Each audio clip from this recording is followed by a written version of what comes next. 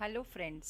Welcome back once again on the official YouTube channel of Envision Institute, and I am Anjani Negi. दोस्तों, आज के इस video में हम लोग इनकम टैक्स के दो डिफरेंट सेक्शंस को डिस्कस करने जा रहे हैं जो बहुत ही इम्पॉर्टेंट है और अक्सर इनमें कन्फ्यूजन हो जाती है। तो आपकी उसी कन्फ्यूजन को दूर करने के लिए हम लोग आज की ये वीडियो लेकर आए हैं। जैसा कि आप लोग स्क्रीन पे देख सकते हो, आज की वीडियो का टॉपिक है TDS under section 194 Q versus TCS under section 206 सी 1H। दोस्तों, लास्ट वीडियो में हम लोगों ने TDS under section 194 Q discuss किया था। यदि आपने वो वीडियो नहीं देखी है तो उसका लिंक आपको डिस्क्रिप्शन बॉक्स पे मिल जाएगा। आज इस वीडियो में हम इन दोनों सेक्शन का ओवरव्यू ले लेते हैं और फिर देखते हैं कि यदि एक ट्रांजैक्शन के ऊपर ये दोनों सेक्शन एप्लीकेबल हो रहे हैं तो इनमें से कौन सा सेक्शन उसके ऊपर हमें लगाना है।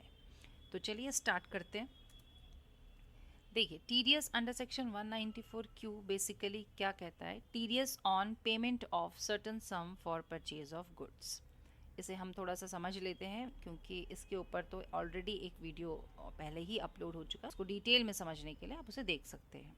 यहाँ पर डिडक्टर कौन होता है? Any buyer whose total sale, gross receipts और turnover from his business exceeds 10 crore during the financial year immediately preceding the financial year in which the purchase of goods take place।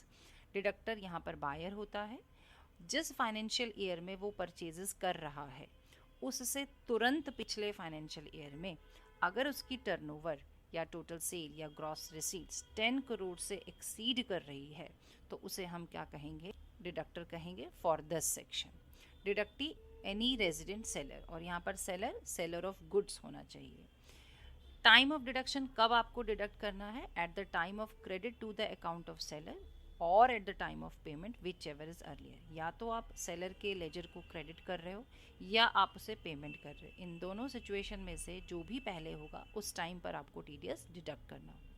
Threshold limit आपको पता ही है कि इसकी threshold limit 50 lakh है और किस rate से आपको टीडीएस डिडक्ट करना है? 0.1% के रेट से आपको टीडीएस डिडक्ट करना on that amount which is in excess of ₹50 lakh. और यदि डिडक्टी अपना पैन आपको प्रोवाइड नहीं करवाता तो 5% के रेट से आप टीडीएस डिडक्ट करोगे। ये सभी बातें आप लास्ट वीडियो में ऑलरेडी ही जान चुके हो। तो सिंपल सी भाषा में टीडीएस अंडर सेक्शन 194 क्यू तब एप्लीकेबल होगा यदि बायर की टर्नओवर पिछले फाइनेंशियल ईयर में 10 करोड़ से ज़्यादा थी और वो इस फाइनेंशियल ईयर में किसी एक सेलर से पूरे साल के दौरान 50 लाख से ज़्यादा की यदि परचेजेस करता है तो उसको टीडीएस डिडक्ट करना है 0.1% के रेट से on that amount which is in excess of 50 lakh. तो यहाँ पर एक सेलर, बहुत इंपॉर्टेंट बात है कि एक सेलर से आपकी टोटल परचेजेस 50 लाख से ज़्यादा होंगी तभी ये सेक्शन आपके ऊपर एप्लीकेबल होगा। अब चलते हैं TCS under section 206C 1H पर। ये कहता है आपको टीसीएस कलेक्ट करना है on sale of goods. TCS में दो पार्टीज होती हैं, कलेक्टर और कलेक्टी। यहाँ पर कलेक्ट करना होता है टैक्स, तो यहाँ पर कलेक्टर और कलेक्टी दो पार्टीज होती है। कलेक्टर कौन होगा? जो कलेक्ट करेगा मीन्स सेलर। अब आप यहाँ पर देख सकते हैं सेलर के ऊपर एस्ट्रिक मार्क है। इट मीन्स यहाँ पर कुछ को एक्सक्लूड किया गया है और वो सेंट्रल गवर्नमेंट को एक्सक्लूड किया गया है सेलर की डेफिनेशन से। सेलर जिसकी टर्नओवर, जिसकी ग्रॉस रिसीट, जिसकी टोटल सेल्स उसके बिजनेस से 10 करोड़ से ज़्यादा थी during the financial year immediately preceding the financial year in which the sale of goods take place. इसमें भी सेम वैसा ही सिनेरियो है बट यहाँ पर सेल ऑफ गुड्स की बात हो रही है। तो यदि आप जिस साल सेल कर रहे हो गुड्स की उससे तुरंत पिछले साल आपकी टर्नओवर 10 करोड़ से ज़्यादा थी और आप इस साल सेल कर रहे हो तो आपके ऊपर ये सेक्शन एप्लीकेबल हो जाएगा। बट अगेन इसमें भी थ्रेशोल्ड लिमिट है, वो आगे चल के देखते हैं। कलेक्टी कौन होगा? किससे हमें टैक्स कलेक्ट करना है? ऑब्वियसली बायर से कलेक्ट करना है। अब बायर पर भी यहाँ एस्ट्रिक मार्क है तो यहाँ पर भी कुछ बायर्स को एक्सक्लूड कर दिया गया है। जैसे बायर में क्या शामिल नहीं होंगे? सेंट्रल गवर्नमेंट, स्टेट गवर्नमेंट, कोई एम्बेसी, कोई हाई कमीशन, कोई कंसुलेट या फिर trade representation of a foreign state. इसके अतिरिक्त लोकल अथॉरिटी को भी एक्सक्लूड कर दिया गया, और कोई भी व्यक्ति जो गुड्स को इंपोर्ट कर रहा है इंडिया में, उसे भी हम बायर नहीं कहेंगे। इसके अलावा कोई भी other person which is notified by the central government, उसे भी बायर की डेफिनेशन से हटा दिया गया है। इनके अलावा जो बायर जो परचेजेस कर रहे हैं गुड्स की, वो कलेक्टी कहलाए जाएंगे। लेकिन यहाँ पर आप देख सकते हैं ब्रैकेट में लिखा हुआ है any other goods not covered by other provision of section 206C। 206C में कुछ गुड्स और भी मेंशन किए गए हैं जिनके ऊपर अलग रेट से टैक्स कलेक्ट किया जाता है, तो उनके ऊपर ये वाला सेक्शन एप्लीकेबल नहीं होगा। उन गुड्स के अलावा जो गुड्स 206C के किसी और सेक्शन में मेंशन है, उनके अलावा यदि कोई बायर गुड्स को परचेज करता है तो उससे TCS कलेक्ट किया जाएगा। कब कलेक्ट किया जाएगा? Time of deduction at the time of receipt of sale consideration from buyer exceeding ₹50 lakh. इसमें भी सेम सिनेरियो है, लेकिन इसमें कलेक्ट कब किया जाएगा? At the time of receipt of sale consideration, means sale का पैसा जब आपको मिलेगा उस टाइम पर आपको TCS भी कलेक्ट करना है।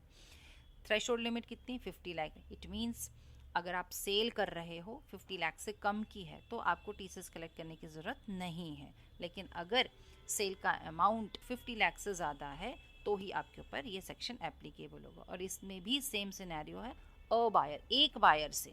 आपको एग्रीगेट नहीं करना सभी बायर का। यदि एक बायर को आप साल के दौरान 50 लाख से ज़्यादा की सेल कर रहे हो तो ही आपके ऊपर ये सेक्शन एप्लीकेबल होगा। किस रेट से आपको TCS कलेक्ट करना है? इसमें भी 0.1% के रेट से TCS कलेक्ट करना on that amount which is in excess of 50 lakh. But इसमें थोड़ा सा चेंज है, यदि कलेक्टी अपना पैन आपको प्रोवाइड नहीं करवाता तो यहाँ पर जो TCS का रेट एप्लीकेबल होगा वो 1% के रेट से एप्लीकेबल होगा। आगे बढ़ते हैं। अब वो सिचुएशन आती है जहाँ पर हम लोगों को दिक्कत होती है। What happens if TDS under section 194Q and TCS under section 2061H both are applicable on a transaction? एक ही ट्रांजैक्शन पर अगर 194Q भी एप्लीकेबल हो रहा है और 206C1H सेक्शन भी एप्लीकेबल है, तो आपको क्या करना है? तो उसके लिए भी बोर्ड ने क्लैरिफिकेशन दिया था थ्रू सर्कुलर नंबर 13 ऑफ 2021।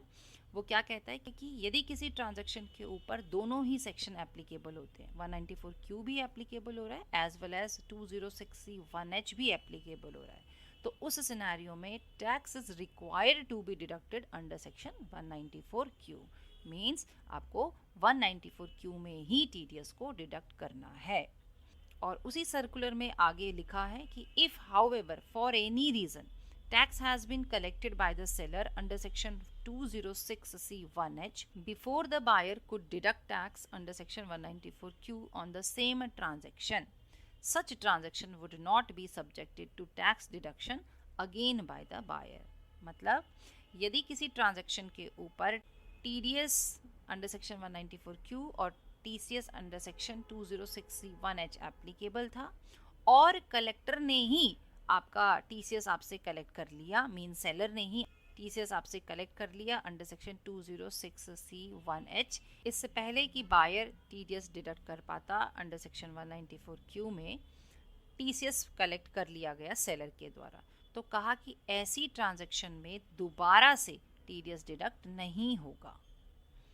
तो आई होप अब आपको क्लियर हो गया होगा।